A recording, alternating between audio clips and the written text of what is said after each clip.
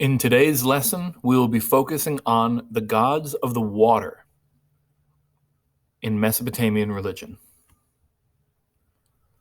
The first question we'll be addressing: why were there so many gods of the water? There are quite literally dozens of them in Mesopotamian religion. Then we will cite 3 pieces of text evidence that support that water was important to Mesopotamians. And finally, why do we believe that Enki is both the god of wisdom and the water? Why are wisdom and water connected? And let us begin. The gods of the waters. There are many gods of water in Mesopotamia. This is not surprising, as they lived and died by the flooding of the rivers. But it is interesting to note that they knew important water was to them. They depended on fresh water to flow through their fields to grow crops, calm rivers to transport goods throughout the region, and rainfall to supplement the flooding rivers. Without all these water gods acting in their favor, Mesopotamians did not stand a chance. Historians arrived at a pretty important conclusion when researching all these water gods. Many gods, all representing one object, shows that a culture believes that the object, in this case water, must be highly important to them. So the answer for the first question really is all of this. It's on you to really focus on which parts are the most important, which parts are the ones that you want to take away and put in your answer. As an example, take Enki. Water was integral for planting, and it came from one main source in Mesopotamia, the rivers. Enki, therefore, was a river god. But he is also the wisdom god. These 2 jobs seem very different on the surface, but are closely related. One would pray to Enki for wisdom, the wisdom to know when the rivers would flood in order to plant at the right time. Wisdom, as much as water, was needed to have a successful harvest, and so Enki performed a crucial role.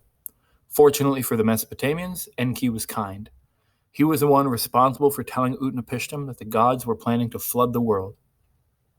He also always took care of the people who asked for his protection. Enki brought helpful floods more often than he brought destructive ones. This paragraph, and, truthfully, more on the page, will help you with question number 5. From the Atrahasis. The warrior Enlil spotted the boat and was furious with the gods. We, the great Anu, all of us agreed together on an oath. No form of life should have escaped. How did any man survive the catastrophe? Anu made his voice heard and spoke to the warrior Enlil. Who but Enki would do this? He made sure that the reed hut disclosed the order. Enki made his voice heard and spoke to the great gods. I did it in defiance of you. I made sure life was preserved. In addition, let there be 1/3 of the people, among the people the woman who gives birth yet does, not give birth successfully.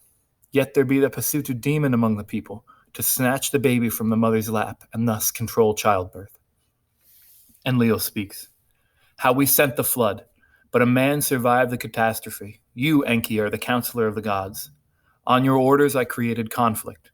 Let the Igigi listen to this song in order to praise you, and let them record your greatness. I shall sing of the flood to all people.